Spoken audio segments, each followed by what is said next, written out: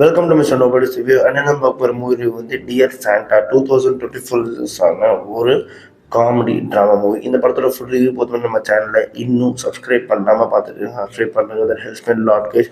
உங்களுக்கு நிறைய movie ரிவ்யூஸோட updates வந்துட்டு இருக்கும். And this video sponsored by learn new skill technologies. இவங்க ஐடி ரிலேட்டட் ஸ்கில்ஸை கோர்ஸாக உங்களுக்கு மோஸ்ட் அஃபோர்டபுள் ப்ரைஸில் பண்ணி தராங்க. Full stack development, Python, Java, அது மட்டும் இல்லாமல் மெயினாக அட்வான்ஸ் ஆர்டர்களும் சொல்லி தராங்க. உங்களுக்கு சர்டிஃபிகேட் ப்ரொவைட் பண்ணுறது இல்லாமல் உங்களோட ஜாப் பிளேஸ்மெண்ட்கான 100% அசிஸ்டன்ஸும் பண்ணுறாங்க. ஃபார் மோர் டீட்டெயில்ஸ் ஸ்க்ரீனில் தெரிய நம்பரை கான்டாக்ட் பண்ணுங்கள். படத்தோட கதை எங்கே ஆகுது அப்படின்னு பார்த்தீங்கன்னா, கிறிஸ்மஸ் டைம் வருது. நம்ம படத்தோட ஹீரோ வந்து லியம் டர்னர். அவரோட அப்பா அம்மா வந்து சண்டை போட்டுக்கிட்டே இருக்காங்க. கிட்டத்தட்ட அவங்க வந்து பிரிஞ்சு போகிற மாதிரி ஒரு நிலமை இருக்குது.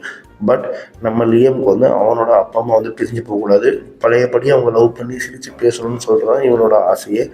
தென் அதுக்கப்புறம் அவனுக்கு வந்து ஒரு ஒரு தம்பி ஒருத்தர் இருப்பான். அவன் வந்து இறந்துருவான். தென் அதுக்கப்புறமே குடும்பம் ஒரு மாதிரி உடஞ்சி போயிடும். தம்பி இறந்ததுக்கப்புறமே ஒரு மாதிரி மாற்றி மாற்றி ப்ளேம் பண்ணிக்கிட்டு ஒரு மாதிரி குடும்பமே ஒரு மாதிரி செதறி இருக்கும். ஸோ கிறிஸ்மஸ் வருது, நல்ல நல்ல நாளில் வந்து நல்லா இருக்கணும் அப்படின்ற மாதிரி நினச்சிட்டு இருப்பாங்க. இவங்க வேறு டவுன்லேருந்து இந்த டவுனுக்கு வந்திருப்பாங்க. புது ஸ்கூல் எப்படி செட் ஆகும்போது பையனுக்கு ஃப்ரெண்ட்ஸ் இருப்பாங்களா இல்லை அப்படின்னு. சரி, அப்பா அம்மா வந்து கஷ்டப்படுத்தக்கூடாதுன்னு சொல்லிட்டு எனக்கு நிறைய ஃப்ரெண்ட்ஸ் இருக்குன்னு சொல்லிட்டு லியம் வந்து ஒரு போய் சொல்லிடுவான்.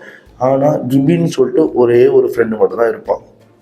அதே மாதிரி அவங்க அப்பா அம்மா கிட்ட வந்து கிபிக்கு வந்து கேன்சர் இருக்குது, நான் வந்து கேன்சர் இருக்கிற ஒரு ஃப்ரெண்டை தான் வந்து சூஸ் பண்ணி அப்படின்னு சொன்னேன். அவங்க அப்பா அம்மா வந்து சூப்பர் அப்படின்னு சொல்லணும்.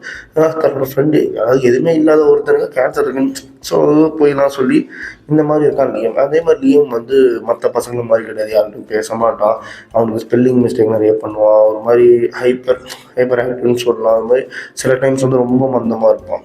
ஸோ இந்த மாதிரி ஒரு ஒரு டிஃபெக்டிவ் இருக்கிற ஒரு பையன், ஓகேங்களா. அந்த பையனுக்கு வந்து என்ன ஆசை அப்படின்னு பார்த்தீங்கன்னா, தன்னோட அப்பா அம்மா நல்லா இருக்கணும், தான் இறந்து போன தம்பி வந்து திரும்ப வந்து அவங்க ஒரு ஃபேமிலியாக ஃபுல்ஃபில்டாக இருக்கணுன்றது ஆசை.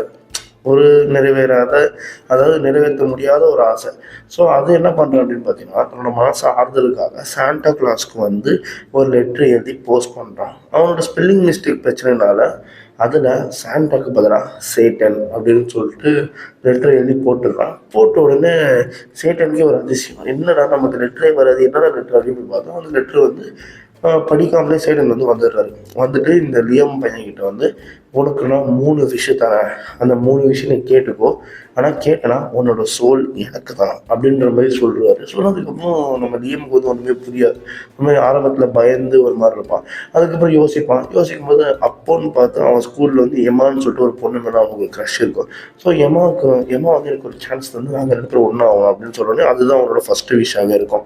ஸோ அந்த விஷயம் நிறைவேற்றினதுக்கப்புறம் எம்மா கிட்ட ஒரு நல்ல பேர் வாங்கி நம்ம லியாமும் எம்மாவும் வந்து ஒரு ரிலேஷன்ஷிப்பில் இருக்கிற மாதிரி இருப்பாங்க. அதுக்கப்புறம் என்ன அப்படின்னு பார்த்தீங்கன்னா, செகண்ட் விஷ் கேட்க மாட்டேன், தேர்ட் விஷ் கேட்க மாட்டேன், என் சோல் உனக்கு தர மாட்டேன் அப்படின்ற மாதிரி லியம் வந்து கொஞ்சம் ஜாக்கிரதையாகவே இருப்பார். இருந்ததுக்கப்புறம் இவர்கிட்ட வந்து நிறைய மாற்றங்கள் இருக்கும். சைடன் வந்ததுக்கப்புறம் தனியாக பேசுகிறதோ கத்துறதோ சைடன் அப்படின்னு சொல்லிட்டு இந்த மாதிரி இருக்கும்போது அவங்க பேரண்ட்ஸ்க்கு வந்து ஒரு மாதிரி சந்தேகம் வருது, ஐயோ பையனுக்கு இன்னும் ஒரு மாதிரி இன்னும் அஃபெக்ட் ஆகிட்டா போல். ஸோ வந்து டாக்டர் வந்து கன்சல்ட் பண்ண சொல்லி ஒரு டாக்டரை கூப்பிட்டு வந்து பார்க்கவும் செய்வாங்க. கரெக்டாக லியமும் எம்மாவும் டேட் போகிற அன்னைக்கு. தென் அதுக்கப்புறம் என்ன ஆகுது அப்படின்னு பார்த்தீங்கன்னா, தன்னோட ஒரே ஃப்ரெண்டு கிபிக்கு வந்து ஒரு பிரச்சனை இருக்கும், பல்லு வந்து எத்து பல்லாக இருக்கும். ஸோ அதை சரி பண்ணணும்னு சொல்லிட்டு செகண்ட் விஷயம் கேட்டுருவான். கேட்டு முடிச்சதுக்கப்புறம் இவங்க எல்லாமே சேர்ந்து வெளியே போகிற மாதிரி ஒரு நடக்கும். தென் அப்போன்னு பார்த்து நம்ம பையன் வந்து ரொம்ப புத்தி போயிடுச்சு அப்படின்னு சொல்லிட்டு டாக்டர் வந்து கூப்பிட்டு போய் அவனை சொல்லிட்டு தன்னோட சொந்த பையனை கடத்தி கொண்டு போயிடுவாங்க. கொண்டு போயிட்டு ஹாஸ்பிட்டலில் போயிட்டு ட்ரீட்மெண்ட்டாக எடுத்து வச்சுருவாங்க. அண்ட் அதே நேரத்தில் வந்து அந்த டைமில் வந்து அவங்க அப்பா அம்மாக்குள்ளே நிறைய சண்டை வந்து ஒரு மாதிரி ரொம்ப பிரிஞ்சு போகிற மாதிரி ஆகிடும். தென் அதுக்கப்புறம் லியம் கிட்ட இருக்கிற 3வது விஷயம் ஒரே விஷயம் தான். அந்த விஷயம் வந்து என்ன கேட்பான், கேட்டுட்டு அவனோட சோலை வந்து சீடன் கொடுத்தாங்க இல்லையா, அதுக்கப்புறம் என்ன ஆச்சு அப்படின்றது அந்த படத்தோட கதையே. ஒரு ஒரு எப்படி சொல்கிறதுன்னா, ஒரு பிஜி ஆடியன்ஸ்க்கு ஒரு ஃபேமிலிஸ் அண்ட் கிட்ஸ் பார்க்குற மாதிரி ஒரு படம், ஒரு ஆவரேஜ் மூவின்னு தான் சொல்லுவேன். அப்போ ஆவரேஜ்லாம் கிடையாது, ஒரு ஆவரேஜான மூவி. எப்போவுமே நடக்கிற மாதிரி தான். இந்த 3 விஷயன்றது ஜீனி கொடுக்கும், இந்த தடவை சேட்டன் கொடுத்துருக்கு. அந்த ஒரு டிஃப்ரென்ஸ் மட்டும் தான். மற்றபடி ஒரு நல்ல படம், ஒரு ஆவரேஜபிள் மூவி. அந்த கிறிஸ்மஸ் டைம்ஸில் வந்து பார்க்குற மாதிரி படத்தை எடுத்திருப்பாங்க, ஓகேங்களா. அதனால இந்த படத்துக்கு நான் ஒரு 3 ரவுண்டர்ஸ் தருவேன். அண்ட் இது மாதிரி மூவி போகிறதுனால நம்ம சேனலை சப்ஸ்கிரைப் பண்ணுறதுனால நம்ம nobody subscribe. I have a great day.